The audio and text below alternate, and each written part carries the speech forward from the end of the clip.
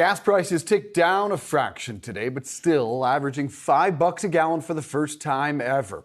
President Biden demanding action in a letter reading in part, "The crunch that families are facing deserves immediate action. Your companies need to work with my administration to bring forward concrete, near-term solutions that address the crisis." Frank Macchiarola is a senior vice president for the American Petroleum Institute. That's a trade association that represents more than 600 oil and gas companies. Frank, it's good to see you. Thanks for coming on. What's your reaction to that letter from President Biden?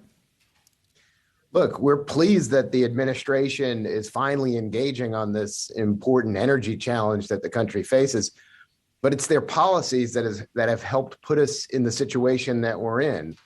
You know, from day one, this administration has closed important pipeline projects, shut off access to oil and gas development on federal lands, proposed tax increases on domestic producers competing globally. And so they really need to not just rethink their rhetoric, they need to rethink their policies to help the American people and to strengthen our energy security. And Frank, what would those policies look like?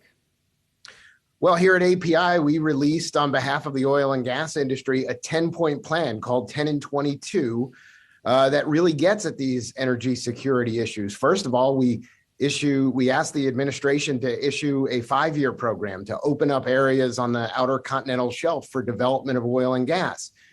We work on permitting. We tell the administration that they ought to get moving on expediting permitting for critical pipeline infrastructure projects.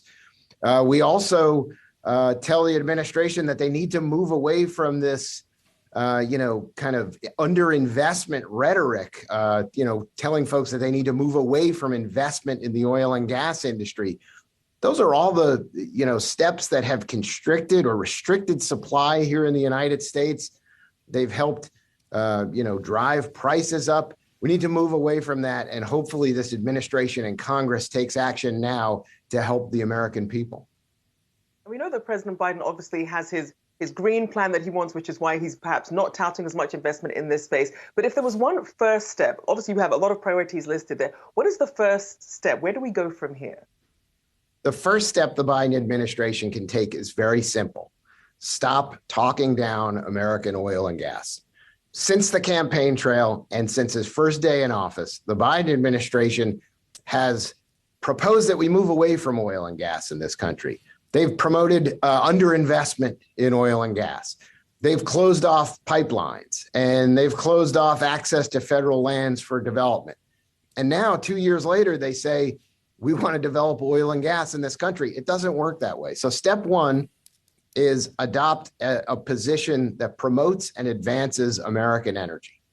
Step two is follow it with policies that help implement that. Lift the moratorium on federal leasing. Move critical pipeline infrastructure projects. Scrap this idea of raising taxes on the industry. Again, it's very simple. If you want more American energy, promote it and advance policies that get us more American energy. Frank, you hear a lot about the rhetoric from the administration, even going back to the campaign, but price of gas doesn't rise or fall on rhetoric. And going back to point one of 10 of 22, which is the permitting process. You say you need more permits, you need more access, but the critics counter every time with the existence of more than 9,000 open permits that are not currently being utilized. What's your answer to that? Yeah, that 9,000 number is actually nonsense. First of all, how many are there? On federal lands today, just to put this into context, we have nearly 100,000 producing wells on federal lands. So they provide no context for that 9,000 number.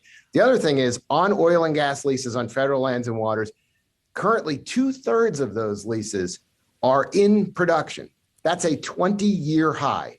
Production's coming back in the United States. In fact, for the first time this month, we hit 12 million barrels per day of production. That's the first time in 2 years. So what the administration needs to do is really, in a lot of ways, just get out of the way. Open up areas for production. Stop canceling pipeline projects. Stop promoting tax increases, either in Congress or through your budget. It's very simple. Look, this administration talks about supply, but then they put policies in place that restrict supply. The American people understand it, and they want the administration to just take a different policy course. Well, Frank, when it comes to the refineries, restarting some of these refineries, are some of these ones that have been shut down, are they irreversible? And when you talk about restarting some of these refineries, just give us a timeline, just typically how long something like that would take. That's a great question as well. So a lot of these, shutdowns or repurposes or reductions in capacity, a lot of this occurred during the COVID pandemic when demand went from 100 million barrels per day globally down to 80 million barrels per day globally. And so it's taken some time demand has shot back up.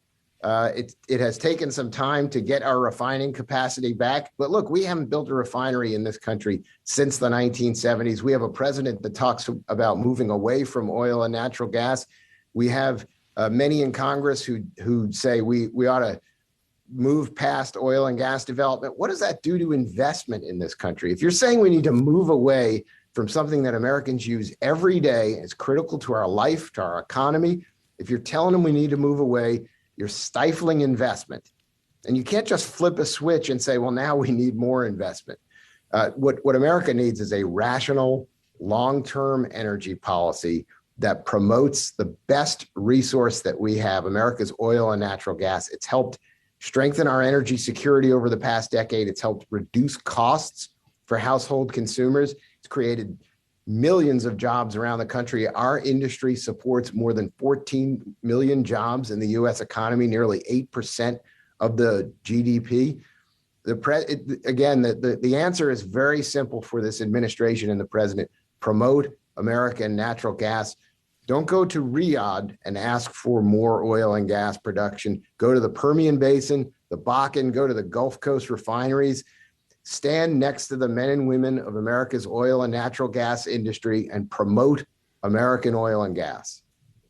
Now, Frank, I want to ask you, because we've talked obviously about some of the policies that the Biden administration can put in place, but what about the oil companies? If you're a regular person watching this, you're seeing that 28 of the largest producers made close to $100 billion in combined profits in just the first 3 months of 2022.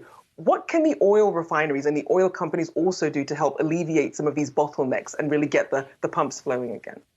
I think this is another area where this administration departs from bipartisan administrations in the past, which is I've never heard a presidential administration talk down profits. I've never heard them talk down business success.